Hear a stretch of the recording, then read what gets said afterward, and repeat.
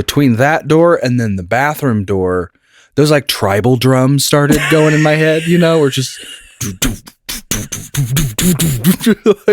like Jumanji style. Yeah, you better make it. You better start. Pick up that pace a little bit. Have a plan. Start executing, because if you don't, nature's going to do it for you. We used to be kids. Now we're not. Something happened in between. This is the Broken Youth Club.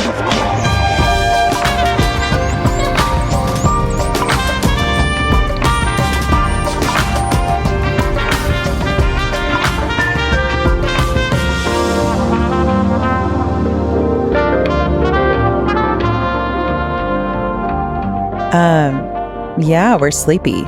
This is it is currently 11:20 p.m. on Monday night. Yeah. Yikes. Oops. So typically we record on Saturdays, and I feel bad because I had said on the last episode that we would for sure read an email today and kind of get back into the swing of things, and you being on staycation, we'd have a little bit more time to plan out what this episode was going to look like. But then you had to have some emergency extractions last week, which... Did we not talk about that on the last episode? No, you just had some mouth pain. It was, yeah. Mm-hmm. Which was fucking actually insane, because you had that mouth pain during the episode, and then it got it was worse. Starting to flare up as we were recording. Yeah. I was doing all right. Yeah, I remember now that you say this. Yeah. Yeah. I was doing all right, but then towards the end, I was starting to lose focus, because I explained to you the way it would come on. And anybody who's had tooth pain knows exactly what I'm talking about. I assume, anyway, is that it, for me, it just it spreads from the source of the pain, but it's like a white hot venom. It just, you feel it searing through the side of your face, and it spreads up through your skull, and it just feels to me, it just felt like someone was just wrenching down with a vice, just cranking on my skull. Yeah, dude. Hurts so and just so, thinking about it. So yeah, that was Sunday night that we recorded, and you started to have the pain, and then it got worse, and you had been on antibiotics for a couple of days, maybe. Mm-hmm. But we had hoped that it would get better. And so that night was the first bad night, where you basically were up every 30 minutes, but it was pain. Yeah. But it was pain for 30 to 60 seconds, maybe. That first night, it was small bits of pain. No, it was longer than Well, okay. I feel I was maybe showing for that long. Okay. The actual pain. Well, it was smaller. It was longer, 30, 60 seconds. But yeah, it would come on every 20 minutes or 30 minutes. So then you went very consistently throughout. So then you went to work on Monday, and you were fine during the day, but then started to have some pain on the drive home, and I was like, well, do you want me to literally see if we can get into a dentist now? Because a lot of the dentist office out here are open until 7 or 8 at night. And you were like, no, I'm just going to give it another day on the antibiotics and see if it gets better. And then if it doesn't by tomorrow, then we can call and make an appointment. But you were still saying at that point, to make an appointment for the staycation week, which is this week, the week of the 22nd. Yeah. Tuesday night, Monday night was literally one of the worst things I've ever experienced with you. You were in so much pain. It was 2 nights in a row, whatever nights they were, but yeah. Sunday night was the first bad night, and then Monday... Because there was I was in the shower in the middle of the night, both nights. Yeah, but Monday night, you had managed to fall asleep pretty early because you had been up all night the night before. And then you got up at 11, or no, you got up at 12:30 to pee, and I was still up. And then you came out and you took a drink of a fizzy water, and then immediately it was you were in crazy pain, but then it didn't go away, and you were in frantic pain for hours. Yeah.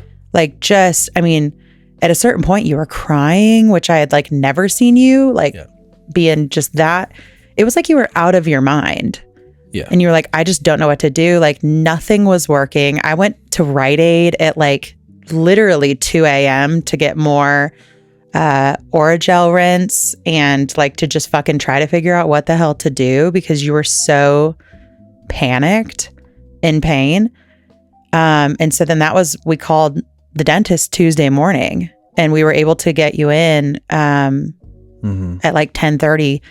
So you didn't go to work on Tuesday so you could get 3 teeth pulled. Yeah. But then that kind of pushed because there was stuff you had to get done before you could take the staycation. So essentially a long way around, like that pushed the staycation back an extra day. And then Oliver, I wasn't taking into account that it was Ollie's birthday weekend this weekend. We had kind of toyed with whether or not we would do this weekend or the next weekend because Ollie's birthday is today, Monday. And so it was like, well, whatever works out better, doesn't really matter, I guess. But then it just was like, it makes sense to just let Ollie have the day off of school and we would have kind of an extended weekend. And Ollie said for their birthday, they really wanted to go on like a shopping spree with their birthday money. And so you and I talked about it. We were like, okay, well, how about we make it like a solo weekend because Ollie doesn't get a lot of solo time with us. And when we used to have like consistent childcare, it was easier for us to schedule those days and we would do that a lot. But now that we don't have the nanny anymore, it's just hard for us to like really have that time that we can dedicate to Ollie on their own. And so Saturday night, Ollie and I stayed at this really cool hotel downtown and we left at like 11 in the morning on Saturday and we went thrifting and did all of these things together. Went to the hotel, did all of the things at the hotel that are fun, you know, swimming and hot tub and all of that. We went to the Lego store and bought Lego kits to do. Ollie had packed a bunch of board games. We watched movies and it was just like very focused, intentional time with just me and Oliver. And then we got up Sunday morning and came and I basically just swapped you. So then you could take Oliver back to the hotel and then you guys could have like 24 hours together, which was really great and really special. I had a really good time. It's funny when Oliver isn't battling for the attention and is like aware that they won't have to battle for the attention for the next 48 hours. I had a really good time. Yeah, like too. Oliver didn't do a lot of the things that they do that feels like they're just making noise to fucking make it. Or almost it just feels like Ollie is like intentionally trying to get on my nerves because they're doing things over and over again that I've asked them like not to do or like, hey, I don't think that voice is funny. Like, don't do that with me. Do that with your friends or whatever. But I had a really good time. It did not cross my mind until yesterday that like it meant that we weren't gonna be able to record on like our normal Saturday or Sunday when we're pushing it. So like, okay, well, it's gonna have to be Monday. But then today was also Oliver's actual birthday. And so today was the family day. So you got home. Ollie was insistent that they wanted to help make their birthday cake. So I like got all this stuff. We made it from scratch. We did all of that this morning. And then which was actually really cute. I have some pictures. We made some succulents out of fondant and yeah, it was cute. And then Oliver really wanted to get a Venus flytrap for like with some birthday money. So then we all went over to Coeur d'Alene, went to the plant store and did that. And Ollie wanted to get dinner at Texas Roadhouse, which we haven't eaten there in forever. So that was almost like I thought it was going to be a nice little like, oh, a treat. We don't ever go to Texas Roadhouse. But when I tell you, like, I didn't even get food that I thought was going to upset my stomach. Oh, yeah. I just got the barbecue grilled chicken and I got the fucking veggies, which I didn't even actually really want those. But I was like, oh, I'll get the damn veggies. And I got a side salad. And I was like waiting for the check, and I got those like just those cramps where it's like, bitch, you need to get up. Yeah. Like you need to. It's a warning sign. It's time. It's time for you. So I was like, hey, here's the card or cash, whatever makes sense. I'm going to go. And I go into the bathroom, and I'm so thankful because I walk in and there's nobody in there. And I'm like, what a gift. And then I sit down and someone walks in, and I'm like, get the fuck out of here. You don't want to be here. I don't want to be here. It's don't. the worst. Just don't. Because it was one of those, like, this is a lot, but I need you guys to understand what it felt like for me. It was one of those like cork pop situations where it's like all of the sudden you have zero control over like the noise, the velocity, like the pure panic that your body is going through. I was just aggressively texting you like, dude, I'm freaking sweating. I'm crying. My mouth is watering. Like I'm sitting in there sobbing, and I can't even like make the tears stop. Like and then I'm worried that I'm going to like have tears all over my shirt, and I'm going to walk out of there with just like evidence of my fucking sad shit. We all do. It's all on over me. It's on your face. But it also just felt like, dude, there were just a steady people coming in and out of there. Mm-hmm. 2 people came in literally just to wash their hands. Like, get the fuck out of here. Leave me alone. I'm so miserable. I'm so embarrassed that I'm doing this in public. It was horrifying. Yeah. And then we leave and we surprise Ollie with the last like birthday thing, which is Ollie's been asking for a cat for a very long time. And Sorry, before you move on to this part, can I also I want to loop in my story. Well, I'm not done talking about shit yet. So okay, are you sure you don't? Yeah. Okay. Then move on. Okay. Sorry. So anyway, we'll circle back to you. So anyway, Ollie's been asking for a cat. We've been like, no. I don't want a cat. I don't want any more animals. I'm over it. And then like, 6 weeks ago, I was like, I think I want a cat. I'm not even like somebody I have not had a cat in my adult life. I had 2 cats growing up. One of them I really liked. The other was like fucking fine. But like, I don't know. The videos on Instagram, they just started to get me a little bit. Or my friend Sarah talking about her fucking, it just got me. And 6 weeks ago, I was like, I think I maybe want a cat. I'm going to wait. I'm going to see how this plays out. Talk to you. We're going to get a cat. We're going to do it. We're going to see how it goes. I've gone so long because I've never really been, it's not that I'm anti-cat. I'm just more dog person. Yeah. I look at cats like they're less maintenance. I just look at it as like, oh my gosh, here's another thing that we just have to like have now. I know, but I only have to take the cat box out like once a week. You have to take the dogs out multiple times a day. Or like if we want to go out of town for a weekend, I could put a lot of food out for a cat. Like I don't have to fucking take them to a place that's going to charge us $75 a day to watch them. Mm-hmm. So anyway, we're going to get a cat. But we go to PetSmart to get the cat supplies because we're actually going to go adopt a cat at the shelter tomorrow. So I was like, well, we have to have the things before we bring the cat home. So we go, and I'm already like not feeling great about not coming straight home. You know what I'm saying? Yeah. But we're in there and we're looking at the litter box. I always like to have an out. Yeah. Everybody needs to have a game plan. Yeah. And this PetSmart is like a little too far to comfortably hold your shit on the way home. Like it's like maybe a solid 12-minute drive from the PetSmart to our house. What's that Louis C.K. joke? Is like, now that he's like at the age where he's at, he always has to be within 13 minutes of any toilet or something like that. Listen. Give or take. Listen, it can make sense for me. But we're looking at the litter boxes and I'm trying to like, figure it out.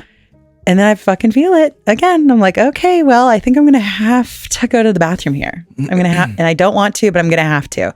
Thankfully, we're close to closing time. So there's not a lot of people in there. So I'm like, surely this will be a solo thing for me. But I walk back there and there's a lock on the door where you have to like have a fucking passcode or whatever. But I should have taken it as a hint that 2 of the buttons were just gone from this lock. Should have known. Red flag number 1. But I go to an employee instead and I'm like, hey, can I have the bathroom code? And she starts to do that thing where they like, oh.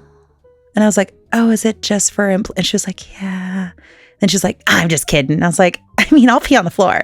I literally said, because that's what I fucking do. That's what that's what kind of person I turn into when people try to like, haha with me when I'm like frantically holding shit. I'm like, girl, I'll go on the floor. I hate you right now. Yeah, That's like, what's going on. ha. Yeah, thank you. So she gives me the code and then she says, good luck. And I'm like, well, I know. Ma'am? I was like, well, I know I literally just said, girl, I'll pee on the floor. So I didn't tell her I needed to shit. Do I look like I need to shit? Maybe I do. I know for sure I was clenching both of my fists. I could feel that walking back because I had that sense of self to be like, do I look like I have to shit? What's the girl from Arthur? Yeah, DW. So I try to like loosen my grip as I'm walking to the bathroom. But I walk in and first off, there's not a lock on the inside of the door. It's like the only lock for the door is the passcode. But like, okay, well then if you're coming in behind me and you also have the passcode, you're just going to open the door. 4, 5, 6. Oh my God. And there was a stall in there, but it was like a urinal and a stall. So it was definitely one of those scenarios where you would go in and you would turn around and lock the door. Like this isn't a situation where someone else is supposed to walk in and like wait for me. Yeah.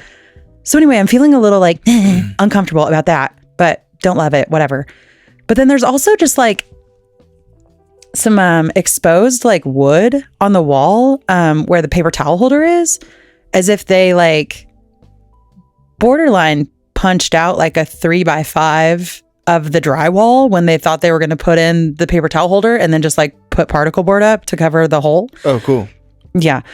And then I walk into the stall. Thankfully, I didn't even think to look at the urinal because I can only actually imagine the state that thing must have been in. But I walk in the stall and it appears that somebody at some point already used that toilet in a violent way. And when I try to like, flush away the fucking residue they left, it's not going anywhere. So this is dirty. Residue. Yeah. Okay. Yeah. It was disgusting.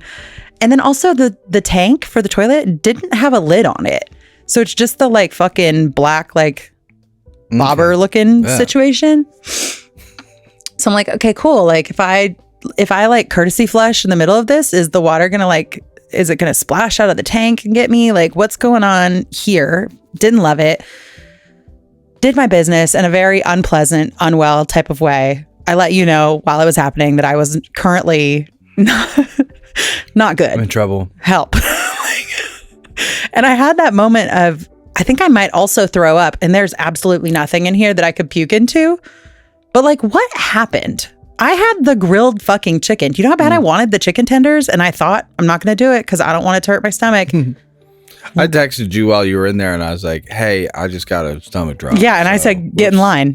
Dibs, I think is what I said. Like, there's nothing I can do about it. When we were eating at Texas Roadhouse, sorry if you're a manager and you're listening, take note, your bathrooms were gross. And I've noticed this trend out here. A lot of bathrooms out here. They really are. Fucking gross. They really I don't are. know if that's just a P&W thing or I hope what. not. But it's like fucking everywhere. It's disgusting. I know. What's with people? I don't know. No aim. And then there's also just no follow-up from the company. Like a Target. Yeah. A Texas Roadhouse. Like it's not just like. Yeah. It's places you would expect to have at least like kind of clean. Now these are like fucking filthy. Well, Andy, like walk into these establishments and it's like, okay, it looks clean in here. Like it looks fine. And then you walk into the bathroom and you're like, did y'all forget this was here? Mm-hmm. Like, is this not on the normal chore list? What's going on? So anyway, I finish in a miserable type of way and I get up and then I notice that the toilet tank itself is also just leaking onto the floor. Like I flush, I'm watching it and it's just like leaking onto the floor. So then I'm like, I cannot get out of this bathroom fast enough. I go to wash my hands. I notice that the mirror's broken. Like it's just literally, it was like a horror story in there. And I'm like, that's why that girl said good luck to me. She wasn't actually worried about what I was going to do. She was worried about what they were providing me. Yeah, it's a haunted bathroom. What's it going to do to you? It was awful. It was so terrible. But you also had a very big situation this weekend. Yeah. And it feels like we've just been really picked on. I called it a potential tragedy when I texted you. Yeah, you did. Because, we went to the movies. What did you guys eat before that? What do you think triggered? So we Ollie had some steak. I had a burger, like half a burger. From the restaurant? So maybe some onions. From the restaurant and the hotel? Mm-hmm. Okay. Yep. I was trying to get back to my text. Oh, yeah, here we go. I texted you that I was going into the movie at 7:10, and 9 minutes later, I texted, wow, just avoided absolute tragedy. Thought I had to fart, squeaked out a couple, knew they were stinky, so I told Ollie I was going in the hallway as a courtesy, which, by the way, that is a good lesson as a dad, is like, hey, there are people in here. I'm going to step out in the hallway and I'm going to take care of business, all right? I said, an angel whispered, do it above a toilet. And thank God I listened to her. Hashtag explosive. Because, I was sitting there, I was thinking, oh, this might be more than I, initially think. And so I get up, and then by the time I make it to the door of the theater, between that door and then the bathroom door, those like tribal drums started going in my head, where just like Jumanji style. Yeah, you better make it. You better start. Pick up that pace a little bit. Have a plan. Start executing, because if you don't, nature's going to do it for you. And I really started, like, this thought washed over my head of, you ever just start marching down an alternate reality of, like, if you didn't listen to yourself, or you made a different choice? Oh yeah. I was like, as soon as I hit the toilet, this realization just washed over me of like, I legit was one push away from absolute tragedy. Oh yeah. Because I really was going to be like, no, I got it. Those farts where you're like, yeah, I absolutely can squeak out another one. But I just like hit that wall where you're like, I don't think so. That would have been so miserable. And so for it you. literally crossed my mind. I was like, nope, I'm in public. I don't have an out. I need to be safe. So like, even if it is, I'll just go. And the movie hasn't started yet. I'm good. So glad I listened, because absolutely the same thing that you mentioned. It was like, the valve is opened and it's just like, yeah. Well, and can you imagine if you would have shit your pants in that theater? I literally on the top floor of the mall, you would have had to go down out of the mall, walk the 2 full city blocks to get back to the hotel, and then up to the 11th floor of our room. Yeah, with shit pants. We were also diarrhea at the very shit top pants? of the theater, like in the back row. Oh yeah. So I would have had to down diarrhea and sweatpants. Diarrhea, shitty sweatpants. I literally leaned over to Oliver when I got back, explained, and Oliver was laughing, of course. And I was like, I don't know what I would have done. I mean, it would have made Oliver's birthday. Oh, absolutely. You and I have said this, I think, on this podcast before. It is one of my life goals for you to shit your pants in front of me. Because you just don't ever stink. Like, one time, can you just have some embarrassing smell come out of you? Well, just once. It did. I knew as soon as I read that your fart was smelly and that you were going to go into the hallway, like something else was going to come out of that text. Yeah. Yeah, we were supposed to see Wonka, but they had the time slot was filled. Which feels super random to me, because I don't feel like I've heard like insanely good things about Wonka. Oh, really? But Ollie really wanted to see it. And so I was going to take Ollie to see it Sunday morning, because I didn't think that you really wanted to. But the time slot for Sunday morning when I went to look was totally sold out. I'm like, what the 11:15 in the morning? Y'all are all going over to see Wonka? Yeah, at that Timothy. Sometimes I really do forget that other people exist in this world, though. You know what I mean? Like, you go into somewhere and you're like, or Texas Roadhouse. I'm like, do I have to park in the back of the fucking lot? Why are all these people here at 5:15 on a Monday? Why is everybody at Costco today? What are you doing? The same day and time that I'm here. God, don't you have anything better to do than me? Why aren't you at work? Well, I don't have a fucking job ever. Like, so yeah, no, we I ran some other movies by Oliver, and we chose Iron Claw because we just covered that on Time Suck. So I was very familiar with like all the details, like off the top of my head. You've been kind of talking it up. And let me tell you, over the past, let's see how many hours, it's been 24 hours now.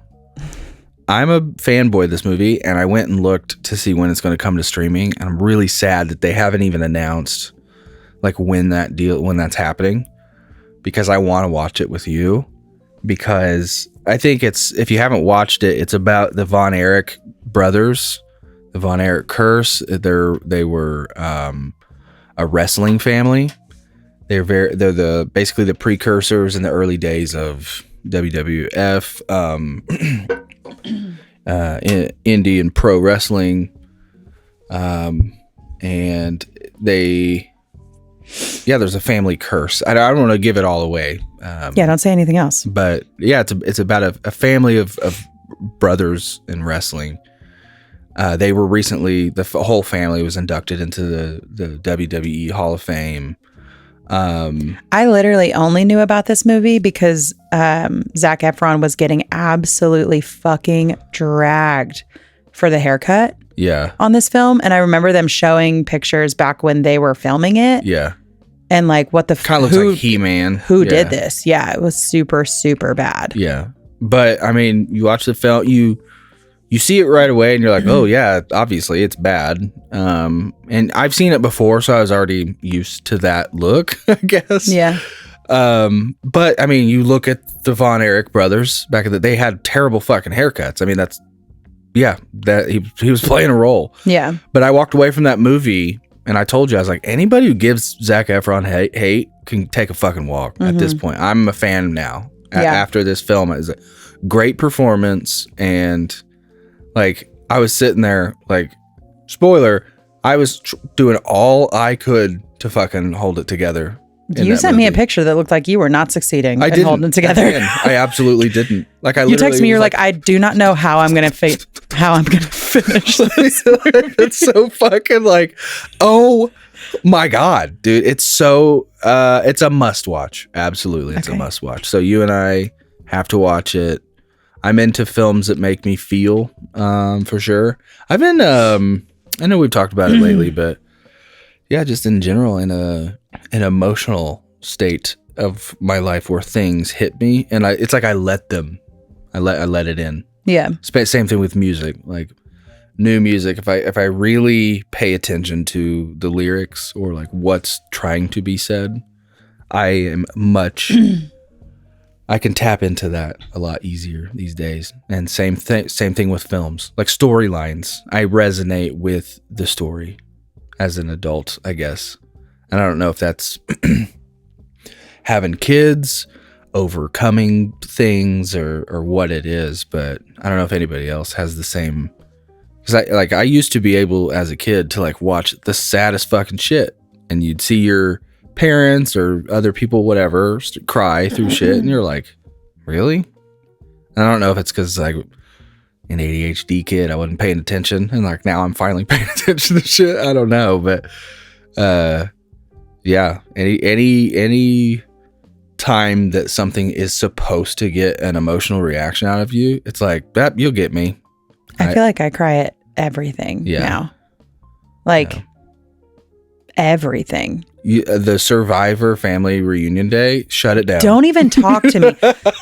And like, dude, I was so hopeful that they would bring those back for this last episode or this last season, because it feels like they're slowly bringing some things back. Like they did a Survivor auction on this last season, and they haven't done an auction in so many fucking years. But they did not do a family reunion, but they did do the fucking family letters. And when those people sit there and read their letters and they're just sobbing, and this one girl got a letter from a family member that she hadn't spoken to in like 6 years. It's like her fucking, I don't remember if it was her mom or her dad, but it'd been like numerous years. And it was talking about how she was like, oh, you know the producers tracked that down. Oh my gosh, dude. I know what we got. I sob. Yeah. And I just like, I don't know, dude. I watched, I think the last time maybe they did family reunions was for Survivor 40 when they had like all of the old winners come back. And on that family reunion, they brought people's entire families, like including their children. And when I tell, I'm watering up right now. When they brought out Jeremy's family and his like 6 fucking kids, and they were, I mean, I'm just not okay. Like, I don't know how anybody sits and watches that and doesn't just lose it. Mm-hmm. I love that shit so much, but I will literally cry over it. Anything at this point. So I actually enjoy it though. Like, there's a weird part of me. It's like, it feels good. I don't know. Yeah, it's like, I know I've mentioned it before, but like I have a playlist that I'll put on specifically because I know it invokes that like behind the eyes tingles, and like this makes you feel sad, but in a like a healing way. I don't know. I think I'm like fine with that, but like sometimes when I start to get watery, I'm like, okay, this is silly, and I'll kind of laugh about it. But then the times where I do want to watch movies that I used to watch a lot that are sad, like fucking My Girl or fucking Hardball. I tell you, Logan, I sob so hard now when G-Baby dies. Yeah. It's as if he's my own child and I am mourning the loss of him right in front of me. I can't keep it together. And so then it makes me like kind of bummed because I feel like I'm nervous to watch this movie that you were talking about, because I'm like, I don't know I don't know that I can feel things that fucking deeply without just literally crumbling into the floor. Like, especially the thing that, like, again, I don't want to give it away, but the general premise is they're brothers, right? Yeah. And, you know, I've had a history with my brother and feeling like, yeah, my brother's still alive, but we don't have a relationship really. And we have the little text chain now, but it's still fairly fadic in nature. And so there's a sense of like loss of like what could have been. I don't know. So there's like that. But then there's also, now we have our own littles, and seeing siblings be siblings. I don't know. Yeah, I don't want to give away the obvious ending or any of that, but it is funny that you bring up our kids, because you know, when we had Simon, I was super nervous. We were all nervous about how Arlo was going to handle that, because at the time so Simon was born and then Arlo turned 2 a month later. I nursed Arlo up until 18 months. And then I specifically cut Arlo off from nursing so I could have a little break before Simon came, because I knew I was pregnant at that point. But, you know, I stayed home with Arlo. I had a babysitter, a consistent babysitter for like a very short amount of time with Arlo. But for the most part, Arlo and I were together all the time. And so he was super, super, super, super attached to me, even more so than Oliver was. And so we were nervous about bringing home a baby, but from the moment we brought Simon home, Arlo has been so obsessed with him. And like, even now, you know, Simon's going to be 3 in May, and Arlo still is just like obsessed with that baby. Like, they play super well together, sure. Like 95% of the time. Like, they just don't really bother each other that much, and they laugh so abundantly, like all the time. They're just like super joyful little kids. And Oliver has a really sweet relationship with Simon, because Simon is the baby, and like Simon is so sweet. He's just like a sweet natured little kid. But man, Arlo and Oliver have just been fucking at each other for the last, feels like, full year. And Arlo is pretty much always like just fucking around with Ollie. So Arlo's not really getting like mad that often. Definitely still does. And will like, Arlo goes from 0 to 100, like immediate scream. Like literally. Like, hey, like just nuts. But most of the time, Arlo's just fucking with Ollie. And Oliver, it just feels like the longer it goes on, the more it just sometimes feels like, does Ollie really like Arlo that much? Does Ollie really want to be around Arlo? Or like, I beg Ollie all the time, can you say a nice thing about Arlo? Like just one. Because it just feels like you're ripping on him all the time. But like, Ollie doesn't do that to Simon. But I don't know how to fix it. Because like, I had that thought in the car tonight when Oliver literally got themselves to the point where they were like crying because they just wanted Arlo to like be quiet. Stop making noises. But Arlo was literally just in the back of the car at that point. Like there were moments where where Arlo was like sitting up and like whispering shit into Ollie's ear to be annoying. But even when Arlo was just sitting back and like minding his own business, if he was making a single sound, Oliver was asking him not to. And I just like genuinely, and I mean, I was the younger sister, but exact same age difference between me and my sister as Ollie and Arlo. I genuinely have never, that I can remember in my life, not wanted her around. Or like not wanted to like spend time with her at all. A good question for an older sibling then. Because I'm also a younger sibling. I same with my brother. I always, even when I would, because I have a similar age difference between Arlo and Oliver. Yeah, I think that we both have 5.5 years. So I remember always wanting my brother around and wanting to be around my brother, even when he was mean to me, and even when I felt like I, picked on him, picked at him, I guess. Yeah.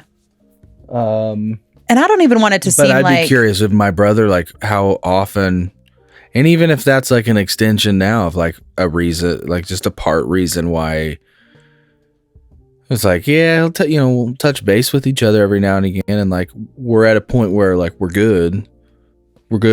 But, I'm curious, like, yeah, does my brother like me? Yeah. And like, or like likes me enough, but like, so I'm good. You know what I mean? Yeah. So I'd be curious, if there's any older siblings who do have that, like you feel obligated to like your younger sibling because, you have a responsibility to be at a more mature level than they are. Yeah. It's basically their whole lives. Yeah. Which I mean, like, not to toot my own horn, I'm pretty sure Jen likes me. I'm like pretty sure she thinks I'm like pretty cool. And that's good to feel that. I don't feel like I've ever caught that vibe from her either. There have been times where I wish that she wanted me around a little less, or like wanted to talk to me. Not talk to me a little less, but like, I mean, I talked about it on the podcast when my sister brought up after she moved and I was still in high school, that she felt like I didn't call her enough. It was like back then I wasn't trying to not care about her. I was trying to let her like do her thing and I was doing mine. And I didn't know she wanted to talk to me. It's like in those moments, it's like, well, damn, dude, I wasn't trying to hurt your feelings. Yeah. Like maybe you don't want to talk to me so much. I would genuinely love to get because sometimes it just feels like Oliver, like it's like you cannot get them to pull a nice thing out when it comes to Arlo. And Arlo is a spicy little fucker sometimes. Oh, I get it. But he also is really funny sometimes. He's funny. Or like they're kids. Yeah, like he's a sweet, like creative little thing. And like Arlo yesterday, or no, it was yesterday and this morning, but before you guys got back from the hotel, Arlo spent genuinely about an hour and a half at the table, trying to draw. And I'm like, dude, Oliver could be sitting here and drawing with Arlo too. But if Oliver would the two of them just be saying mean shit about each other's drawings? Right. Because like, that's what it feels like it would be. Like that Ollie would be ripping on Arlo. And so then Arlo would rip back. And that's where for me, it's like, hey, everyone else is mean enough. Can you guys just be sweet to each other? Yeah, I think. Because you'll have other people that aren't fucking nice to you. Like, at least try to control this relationship. Yeah. I'm hopeful that it's like one of those, like, in good time, you know, when Arlo. Hurry up. Like, it's just fucking. I know. Ollie wanted a sibling so fucking bad and was so excited when we had Arlo. And dude, I will never forget when Ollie walked into that hospital room and met Arlo for the first time and literally walked up to us and looked at Arlo and said, I have a feeling I've never felt before. Like, what? I remember both of us just like holding each other's hand. Like, what the fuck? That was the sweetest thing ever. Yeah. But it was like, as soon as Arlo was big enough to fuck with Ollie, there was like no more genuine like joy in that relationship. I just think it's natural. I think Well, to like have, because it was so sweet when they were sweet to each other. Yeah. And they have their moments, obviously, where they're sweet together still. Man, they are fucking few and far between. I know. But Ooh, but yeah, so then I feel like this was a very long-winded, like, so now it's, you know, approaching midnight. And this is supposed to be midnight. This is supposed to be out already. But we went to the pet store, we bought the cat stuff, we come home, we immediately think, okay, let's get the kids down. Like, it's 8:30 at this point. Like, the littles can go down. Ollie needs to get in the shower, and then Ollie needs to go down. And then it felt like, and the littles both took naps, but they were very small naps. So I just didn't think it was going to be that big of a fucking deal. But then neither one of them wanted to go to sleep. So then it genuinely was, Ollie was asleep. Simon was close. Arlo was just like, I can't fall asleep. I'm so excited about the cat. Like, I'm so excited. And it's like, okay, can you just please? And then you laid down and plugged your phone in, and you were like, hey, if I fall asleep, just give me I'm like, you're already asleep. I already fucking know. And here I am. I'm like, I also want to be asleep, but we have to record this fucking episode. You didn't what? I didn't actually fall asleep. You are out of your fucking mind. You were snoring. I was literally. I was not. Logan. Was I really? You liar. You don't lie on this fucking podcast. You were so asleep. No, I said your name. I sat right up though. I said your name so many times. Oh yeah. To where it made Arlo stir after he had finally fallen asleep. And then you were like, I said, hey, it's 11 o'clock. You ready to get up? And you were like, let's just give them a few more minutes. I was like, they're asleep. And you were like, yeah, but let's just make sure they're asleep. So then you said they just fell asleep. And then you're immediately back to snoring. Nah. Logan, I immediately popped up. I had to wake you up 3 separate times. I finally was like, are we even recording? Like, are we just going to disappoint everyone? Are we just going to say this is going to come out late, which it already will. So, you know, fucking hang in there. No, I'll get the audio out here soon. It'll be it'll just be the YouTube video. I just feel like this weekend we were just like really catching our. So anyway, I had said that we would record an episode for this week and we would read an email. And then I forgot about the birthday stuff. I'm off. That's okay. I listen. So now you're off for an entire week. Yeah, this whole week I'm home. Yeah. So we're gonna take a couple days here. Really like plan out some stuff, put some posts in the group so that people can write in and give feedback there. And then, yeah, even though you're off this week, we also need to like record a bonus episode. We need to get the Patreon stuff all squared up. If it isn't, I don't know if it is or not. I haven't touched base with you on it. Yeah. But yeah, we just get that going this week. Just feel like I would like to, before I can feel you kind of wrapping it up before that, we didn't even mention that we stayed at that hotel with Ollie, the historic, what was it called? Yeah, it's cool. It was called the Historic Davenport in downtown Spokane. It's really beautiful. Dude, they have like 4 or 5 hotels in that chain, in the Davenport chain, literally all in Spokane still, which is so silly to me to think that they would need that many. Yeah. One of them is the Grand, and it was, you know, the one that says on the Hotel. side. Yeah, it's called the Grand Davenport, and it's just like a more modern. Yeah. This one is like, was it the first one maybe? I assume so. The original flagship. They had pictures of proms in there from So like cool. the early 1900s. So sick. It's a very like, it gives you like all the ballrooms in like a Shining type of vibe. I don't know. But I still felt like the rooms were nice. Like I think on the website it said that the rooms were updated last in like 2014. But like, dude, they were still super nice. Yeah. Oh my gosh, it feels like you're on the Titanic.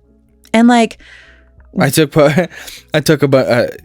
photos when we got, because we switched off, and then when I got there with Ollie was showing me around, and I noticed just how dead it was. Like no one else was really there. I don't know. It's because you were there for a Sunday night. It was popping when I was there. It? But there was a wedding on Saturday and Sunday morning. Ollie said that. Yeah. So it was busy really for us. dead for our stay. Like literally when we went to the pool, the whole time we were there, not a single soul except for the lady who stocked the towels. But we used her to pretend. That's exactly when we were like, "Hey, Oliver, check this out. What if we're actually on a ghost ship and this is all like an illusion, and every single person that we have seen so far is like a trapped soul on here?" And so we spent our entire stay kind of pseudo pretending that we were just two lone passengers on a ghost ship, and everybody we saw was which is so funny because then Ollie came home and tried to tell me that they actually did in fact I for saw real a lady see a leaning ghost. over. Totally saw it. I was reading the other things and it's apparently like totally normal. Other people have seen her too. No, I put okay. up photos that I had taken in, by the regal fireplace and by all the gold, wall. Yeah, or in the fancy bed. In the ballrooms and whatnot. And I took them in such a fashion where I had made a funny joke about how, like, for Ollie's 10th birthday, I'd bought a haunted ghost ship. Yeah. I said the deed had come with, 17 guaranteed ghosts, and I couldn't disclose the location for safety reasons. And I think a lot of people actually maybe bought it for a second. Hysterical. So I put a little edit on there that, I'm going to be honest. If I ever buy, haunted or not, if I ever buy a ship the size of the Titanic that is outfitted for a king, I won't be on social media anymore. Yeah, dude. Like, what the fuck? You'll never hear from us again. Forget we exist. Bye. Oh my God. It is so just like, there's this one shot of Oliver underneath this like, one of these ballrooms that has like 4 chandeliers in it or something. And it's so, it just reminds you of like, people spent so much time. You start looking at all the detail and it's like, okay, here's where the ceiling meets the wall. Okay, I need crown molding to make that corner ornate. But then now in the corner, I have 2 crown moldings meeting. So now I need something ornate for that joint. And it's like everything has a ornate piece to it. Yeah.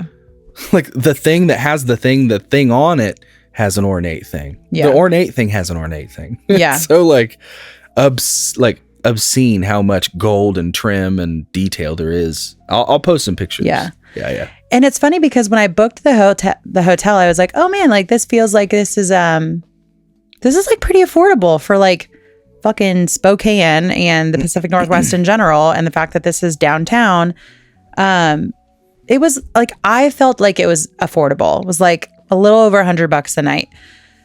But then we get there and the guy's like, okay, yeah, here's like the room rate, whatever. And he was like, and then we also do this $20 per night amenity fee, but then they give you a $20 off coupon it is for the such restaurant. a bullshit way to charge you more money. So it basically is like, yeah, we're going to charge you as if you're going to eat at the restaurant, and we'll give you a little bit off of that meal to make you feel good. But like Ollie and I didn't eat at the restaurant. So we just lost that. Yeah, it's basically saying, Unless hey, you we're going to guys give you used store credit for free. I didn't ask for that. No, but that's when you stay here, you get free store credit. Yeah. But you're charging me for the store credit? No, but it's free because you already paid for it. Yeah, or it's like, I don't want to pay for it in the first place. Or it's like every time you go to Starbucks, they make you pre-buy a breakfast sandwich for the next time you come. And you're like, but what if I'm not hungry the next time? I don't want the breakfast sandwich. They're like, well, you prepaid for it, so it's basically free. And it's I just want the I don't drinks. want that kind of hotel math. I just want the drink. Thank you. So there was like that. There was that fee. There was a couple other things that it was like, okay, feels like you guys lied. That's how they keep about those. Yeah, right. But it was worth it. It was worth it because I enjoyed the.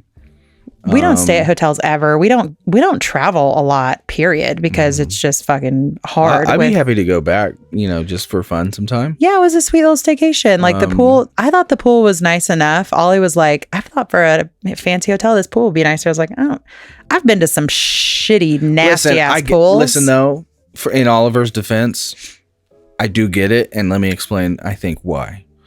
You go out in the lobby, again, gold, ornate upon ornate upon ornate.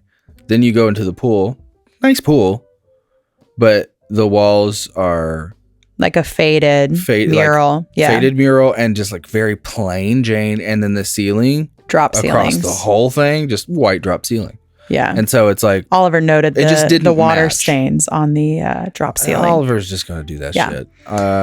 Yeah, it definitely felt like the pool area was an afterthought when you look at the rest of the hotel and how fucking insanely nice it was. But you got a pool, like but most it's a pool. Historic hotels you go to do not have pools. Yeah, most hotels downtown I feel like do not have pools. Exactly. So no, I love it. I'll post some pictures because that lobby area, I could sit in that lobby area. Dude, it was nuts. I could literally be trapped there. You and I should go when, like, next time that my mom is in town or something. So then, like, we can just go and the kids can stay with mom. I would love with you in that one, like the Hall of the Doges or something, whatever it was called. Yeah. Where it's like the internal room within a room. See, I didn't get to go in that. That was locked. And I didn't ask anybody. It's open. It's like you just walk over to it. Really? The one where Oliver's like spread armed? Oh, no, that was not called the Hall of the Doges. That was like a separate off room on that. Well, anyway, that what I'm was talking sick. about, Yeah. I think that'd be fun with you. If we go on a night where it's as dead as I went with Ollie, it'd be cool to just after dinner, just walk around, go down there, and literally like just spread eagle on the floor, lay up, and look at the mural on the ceiling. We could just take our food in there and have like a little picnic. Just chat. Yeah, just hang out. It was cool. Smoke a little weed. Well, not you, but me. Yeah. Yeah. But anyway, if you're in town, historic Davenport, it's quite nice. And I do have to brag on Oliver a little bit. When we were before the movie, we were killing a little time, and Ollie was like, "Can we go to Starbucks real quick?" It was really like, it kind of caught me off guard because it was kind of insistent. Where it's like, "Can we go to Starbucks real quick?" I was like, "Oh yeah, you want a drink?" It's like, "Yeah, please let's go." Okay, so we go get the drink, and as soon as we get out, across the street, immediately gives it to a man sitting with a dog. And then I was like, oh, that's very kind of you all. That's sweet. Do you want me to go get you another one to replace that? And Ollie was like, oh no, I basically just asked like just to do that. Yeah. I was like, what? Like and it just, it was a nice moment of, and I told Ollie, I was like, that was a really kind-hearted thing to do. Yeah. And I was like, when your mom and I say, the Oliver that we know you can be is in there. We just have to bring them out. It's like, this is what we're talking about. Yeah. This is what we know you're capable of, and this is what we know is actually who you are. And so I like to see these moments of this. When it's like, it just makes me feel good when I know that there are so many times where I say shit to Ollie and I'm like, dude, are you fucking listening at all? Like, at all? Do you not care? Whatever. It is nice to feel like Ollie shows those moments of like, oh, you do listen. Because we talk about homeless people really very often. Like I do, especially because they're kind of just like all over the place out here. It's so sad. And Ollie and I have talked a lot about it and about like, how anybody could end up on the streets. There were a lot, if we didn't have people to help us along the way, we easily could have found ourselves living in cars or even living on the street. Like you don't have to have an addiction problem to be homeless. Like it can be very situational, but Ollie and I were getting into, it was actually a very beautiful conversation where we didn't mean to, but you know how I like to speak in analogies. Can I see your water? Do you have any? Yeah. where we were Is talking your about chocolate milk all gone? Yeah, Gross. I drank too much. Milk. We were talking about climbing Mount Everest and how, you know, there are people who will, there are people who won't. There are people who try and try again and fail. And we started using that as an analogy of like how to position different people in life. And Oliver immediately goes to like, okay, well, what about someone who just flies a helicopter to the top? I was like, yeah, those are the people that society laughs at. Those are the people who think they can take shortcuts. Those are the Bezoses who build their rocket to go to outer space so they can call themselves astronauts. Newsflash, you can pretend all you want. Doesn't matter how much money you have, we're laughing at you. What really matters is the people who climb that mountain and get to the top. Now, and then we started getting into differentiations of some people are driven to like the first little spot to then hike up the mountain. Some people have to park their car way in the back of the lot and walk. Some people have really good hiking gear. Some people have a t-shirt and jeans. You know what I mean?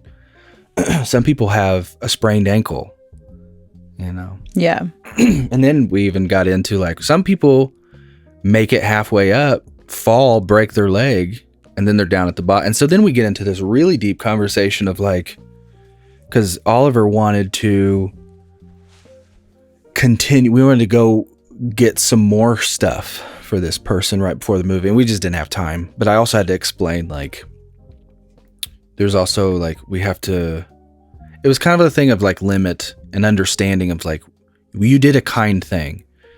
And other people hopefully are going to come along and continue to do kind things, but you can give that guy 100 coffees and it's not going to change his future outcome, you know? And so we got into like, if this guy had fallen at the bottom of the mountain and broke his leg, it doesn't matter how nice of a climbing suit you give him, how cool of goggles you give him, you can give him $1,000 in cash. He's still sitting there with a broken leg. He needs someone to help him with that broken leg first. Yeah.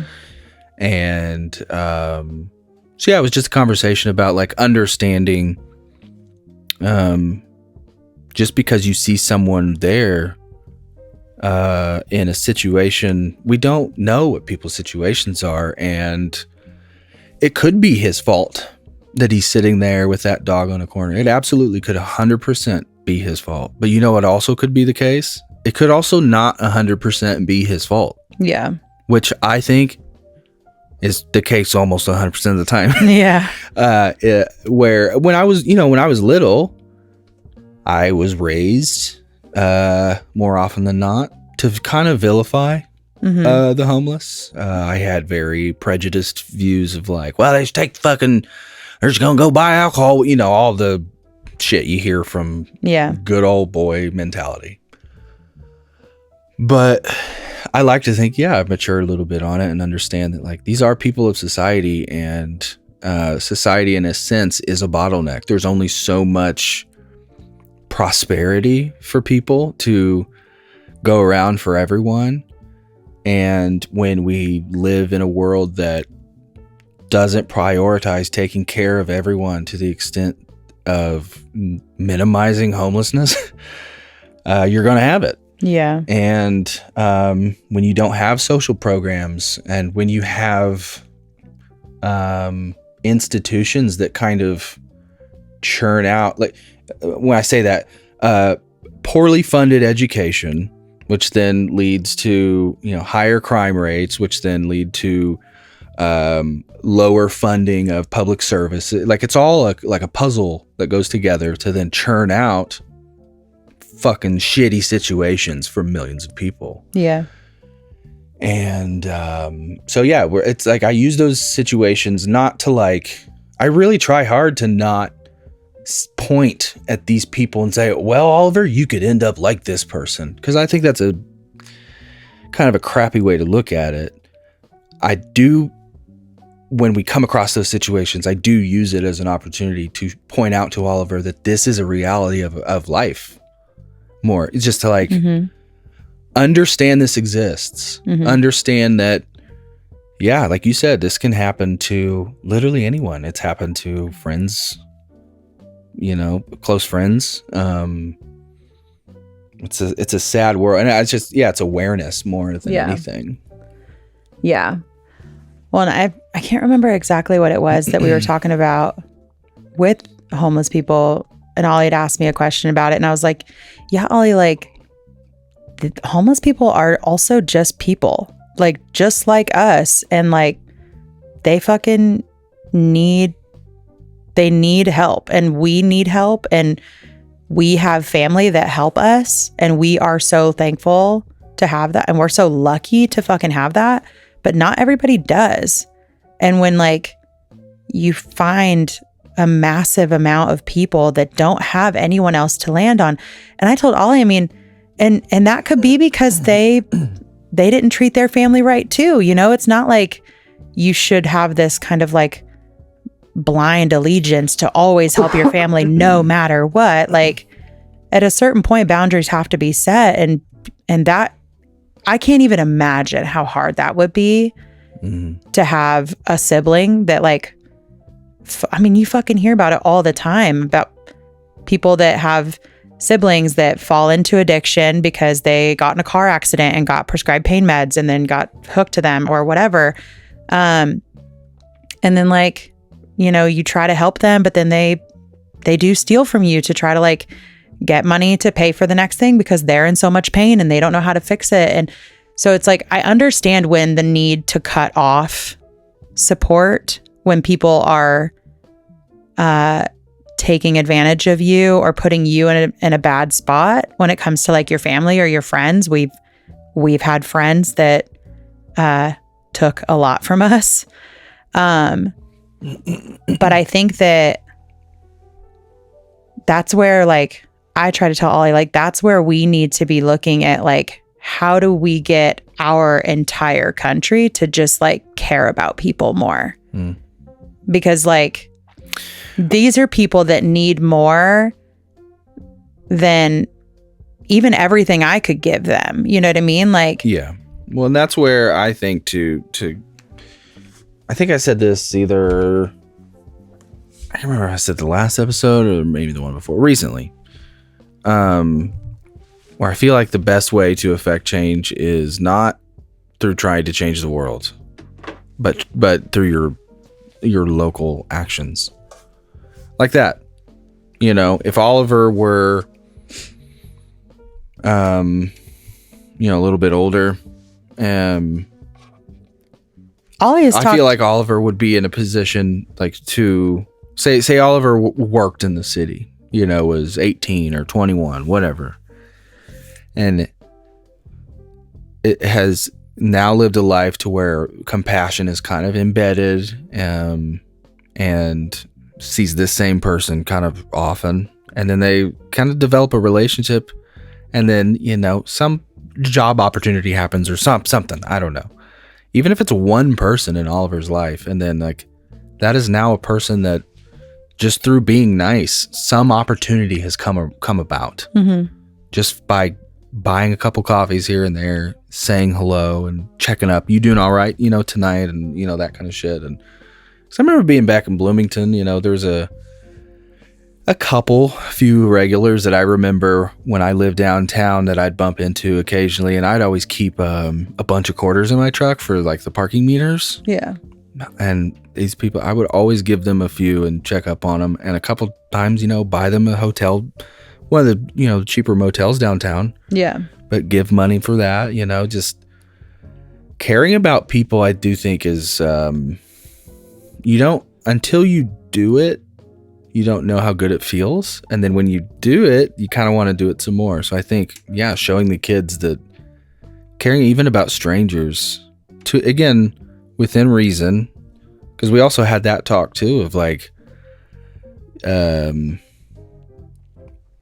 basically recognizing how you can help effectively. Yeah. You know what I mean? And we could give our entire like everything we have away, and it won't make any one person's life if we we're just donating all this and it's going to charity and they're gonna we don't have enough or whatever. Like we don't have enough money to like affect actual change. That's what I'm saying. Yeah, so like we would just, it's like fucking own this house or and like I said a couple episodes before, if we had Elon Musk or Bezos money and we put on some huge fucking program where we millions of people got X blah blah blah, within a couple months that might be a couple bills helped paid for a little bit, but then in a couple months people will forget that and they're back in the same, you know what I mean? Like I almost look at it as like the stimulus checks. Like how much money did people, and I know people did have that temporary help for sure, but did it change lives? I mean, I think that money helped people keep their fucking rent paid, which is a massive thing. I think that people lost that stimulus money and did have a very, very hard time making it back up.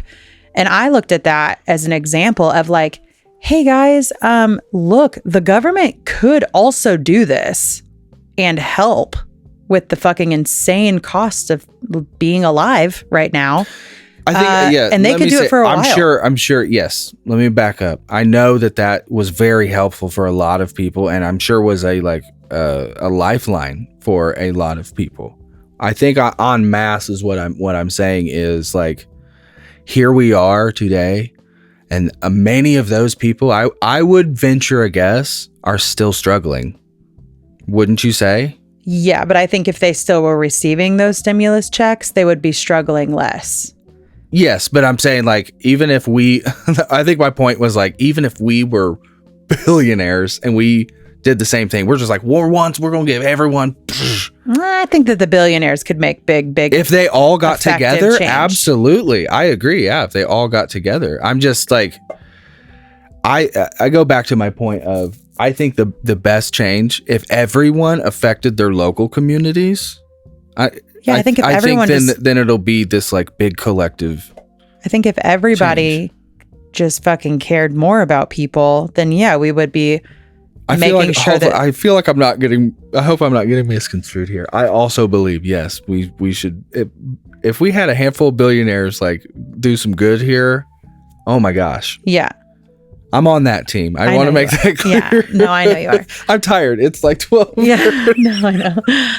Yeah, I just feel like you know what I'm saying. I just, Ollie has made a couple comments to us about like what it would be like if Ollie wanted to have a restaurant someday or something. And it's like, I would almost love to then encourage Oliver, like, hey, if you really want to like be helpful to these people, like that could be a situation where like not only do you start to go like volunteer at like soup kitchens or places downtown that provide meals for homeless people, but also like maybe someday you could start something like that of your own. And yeah, you're not helping all of the homeless people in the entire country, but you could put a solid model in place for the city of Spokane, which desperately needs somebody to give a fucking shit about what's happening with these people. And then maybe you could set up a model for that works and does help people at least make sure that they're fucking fed. And then that idea could spread to other cities, I mean, I think there are things that we can do within our local communities without having billions of dollars. But, Ollie had said to me, because I had given Oliver, my family had Venmo'd me some money, and they were like, hey, will you give Oliver cash for this so that it still feels like we're giving a gift of money for Oliver to spend on the shopping spree with you. And so I had given Oliver a couple $100 bills and Oliver was like, well, I could, cause Ollie asked for a couple bucks, which I gave him. He went and gave to somebody, and Ollie came back and was like, I just feel like I could have given them like, like one of my hundreds for my birthday money. And I was like, oh, that is so sweet. Oh no. But like, it would not it's not on you. You're 10 years old. Mm-hmm. It's not on you to give your birthday money like that to somebody. But unfortunately, like that person needs help with housing, and housing out here is thousands and thousands and thousands of dollars. And it's a solid credit score and it's proof of income, but you can't get an income if you don't have a fucking permanent address. That's more of what I was trying to say. Yeah. It's this long line of like lots of help they need. So while your $100 would absolutely fucking matter to that person, it's not on you to give the birthday money that you received to someone, because it's not a long-term help for this person. You know what I mean? Like if Ollie would have wanted to take that money and go buy $100 worth of fucking pizzas and walk around downtown and hand out pizzas to everybody, it's a nice thing to do for lots of people. But again, it's not putting a roof over their head. It's not putting consistent food in their belly. So like, if that is something that Oliver wants to really look into, that's what then I think that's where we could encourage Oliver. Everything in their room, take all that money and do all that, and it would help. I think it would be better to show Oliver. Yeah, like I think it would be better to show Oliver, like, hey, there are these programs that are made to be helpful for people that need the help, in the way that we can help them without having the money to actually just put a roof over their head. And I would love to put a fucking roof over their head. Yeah. I would love to empty our fucking garage and let people live in, like when it was negative 20 fucking degrees, all I could think about was like, how many people are literally going to freeze to death tonight? And like, what are we supposed to do? How are we supposed to feel good about? Can someone, because we've had this question actually, and we should wrap it up, but this is my last question for you, because we've had this before and we both don't have good answers. So if anybody who is like works for a local city government or city planning or whatever could answer, maybe the fire department, I don't know, how in a big city, how do we not have some sort of like old complex or a warehouse? The amount of abandoned buildings, like something, even if it's just for like literal shelter from the cold elements. You don't need to have, food available, or, I would imagine basic amenities like, a row of outhouses, or, what do you call it? Porta potties, row of those, some hand washing sanitation stations, some basic showers, and like that's, and some beds. How do we not have like just rows and rows of places for at least a reasonably warm place for these people to, I can't imagine that would be an expansive expense on a city government. Well, and when you think about too, like, and I'm sure the buildings are available around here. Well, dude, and even like, the companies that rent porta potties, that they would love to have the write-off, the charitable write-off. Like we know how much we can donate to charity and write off. We like, why aren't more people doing that? Because the money's going to the government, or it's going to something. It's not going in your pocket unless you're lying, which, lots of people lie on their taxes too. So that's fucking whatever. But like, why not, rather than just send the money to the government when you pay your taxes, why not do things in your community for the write-off that are also helping? Yeah. The only thing, I mean, the initial thing that I think we had thought about is like, okay, well, what if you then it's like you're almost creating a haven for then people then from Seattle. Dude, and Portland I don't believe that argument is so tired to me. I don't believe for a fucking second that anyone would choose to be homeless and just because they have a fucking porta potty to use or a fucking abandoned building that, has fucking dirt and bugs and shit. Like, nobody's choosing to live there long term. But like, say someone this idea is that in it would be like a fucking haven. It's like, no, you're just literally giving somebody somewhere to sleep that isn't out in the fucking elements. And while they continue to try to get their fucking feet underneath them, and maybe then people could use that fucking building as an address for them to put on a fucking resume so they could get a job, so they could start having an income, so they could start saving money. It's like, this shit's so crazy to me. My parents, when they were young, before they had kids, my dad worked concrete and got a job down in the Florida Keys. And my parents are both from Indianapolis. My dad was like, hey, Teresa, I'm going to go to the Keys. My mom was like, bet, I'm going to come too. She quits her job. She goes. My mom could not get a job in the Keys because they didn't have a fucking address. And this was in like the late 70s. They didn't have a fucking address. Yeah, right. So she literally, and my parents lived in the fucking, like a camper truck, a truck with a camper shell on it in a campground for like months. I think it was like 6 months or something with their 2 dogs. They had like Weimaraners or something, like not little dogs. And my mom could not get a job because she didn't have a fucking address. So she just like took care of the dogs, and my dad worked. And then they fucking came back to Indiana with enough money in their bank account or enough money in their pocket for the gas, basically. I think my dad told me once he rolled into town with like literally like 15 cents to his name, like crazy. But it's like, I look at people now and I'm like, homeless people, I would have thrown everybody wants to be like, go get a fucking job. And it's like, they literally can't get a job because they don't have a fucking address. A lot of them don't have fucking phones. How are they supposed to know if they can have an interview? How are they supposed to take a fucking shower to go to work or to go to an interview? How do they wash their fucking clothes? How do we even know that they have more than one pair of clothes? Like, there aren't enough programs out here for the amount of homeless people there are. And I don't understand how it is 2024 and we have trillions and trillions and trillions of dollars to throw at our fucking military, which, hey, listen, military is important too. Okay. I'm not trying to be like that. Thank you to everybody that serves in the military. It's very important, very great. But also, like, allocation of my God, dude, could we get a couple less fucking tanks and make sure that people have fucking shelters?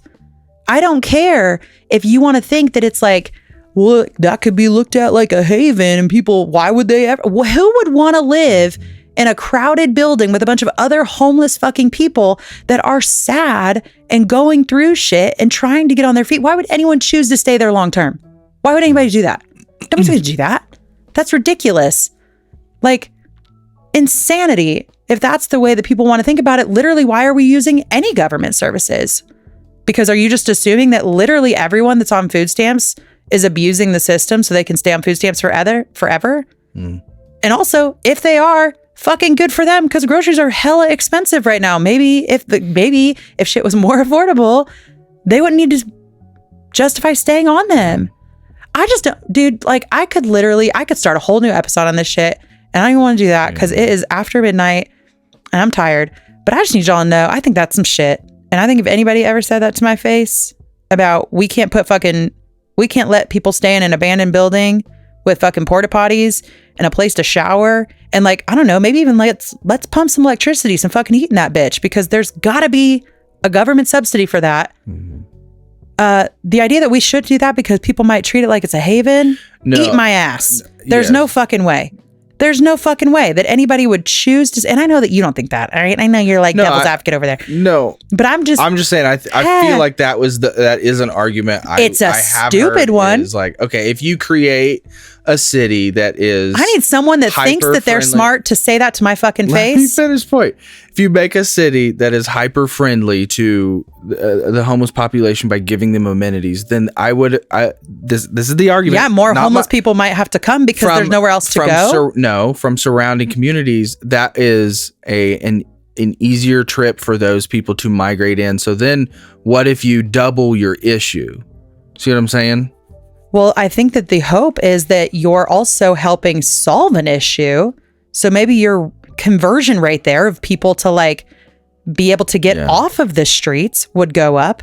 So if you bring more people in, you're just going to help more people also get out. Like, I don't fucking care.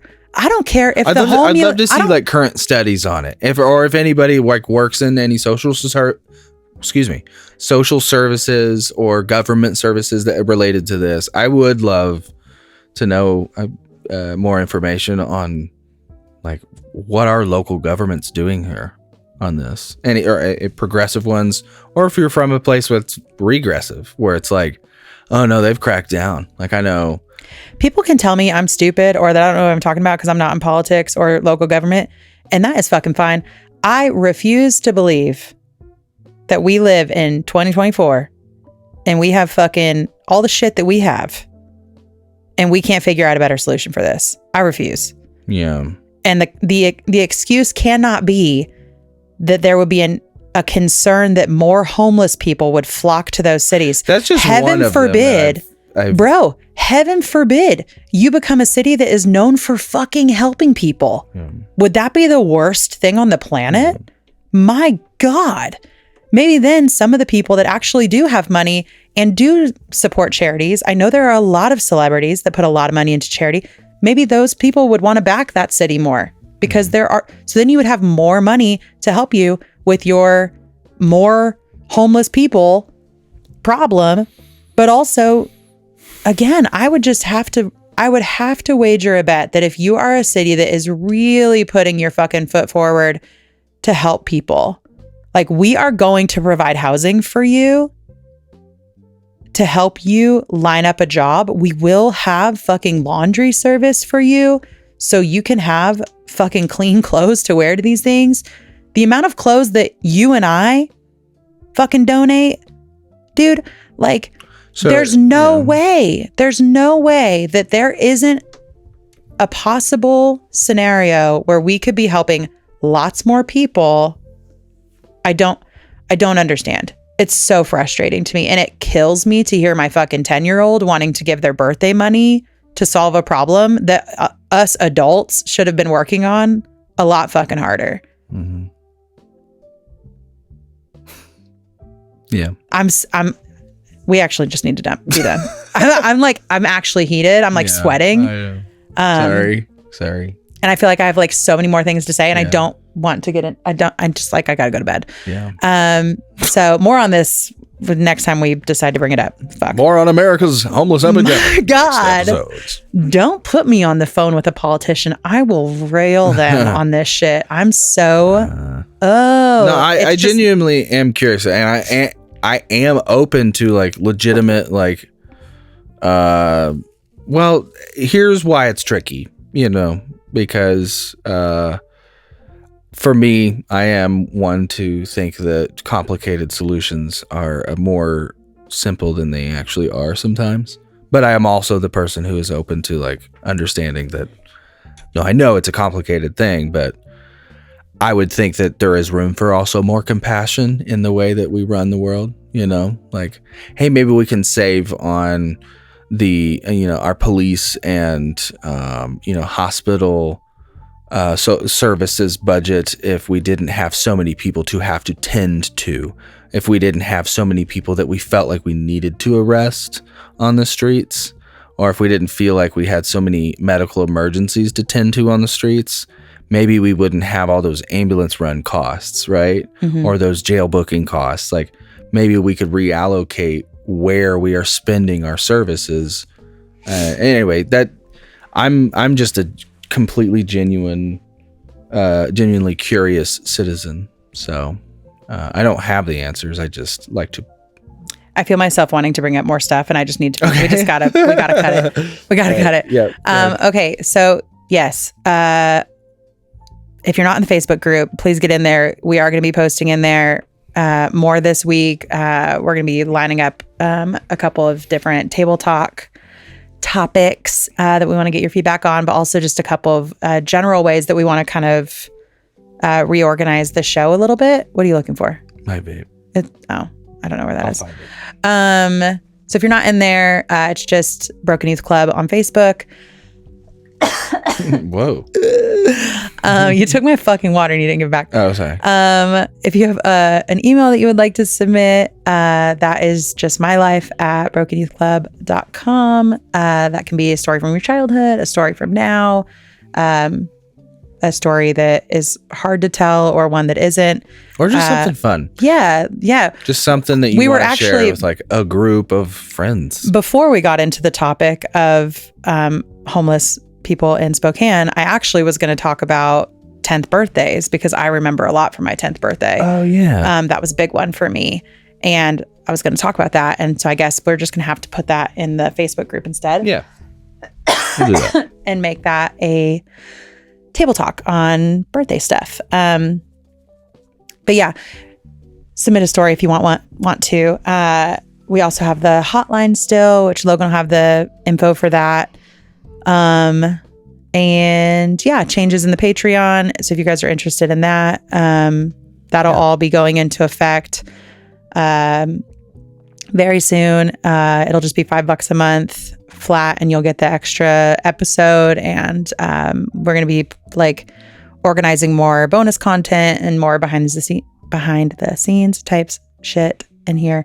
So yeah, but also if you're in the Honors Club, we will definitely still be doing the what's it called? The FaceTime call, the Zoom call for January. So be looking in Patreon for the info on that soon, because we're coming up on the end of the month. So we're going to do our best to give you more than the 48 hours that we've given you every other time. We'll post about it tomorrow when we wake up. I hope you set an alarm for that, because I will not remember that. But yeah. Did I cover it all? I think so. Okay, great. Hey, take care of each other. Love you. Bye. Bye.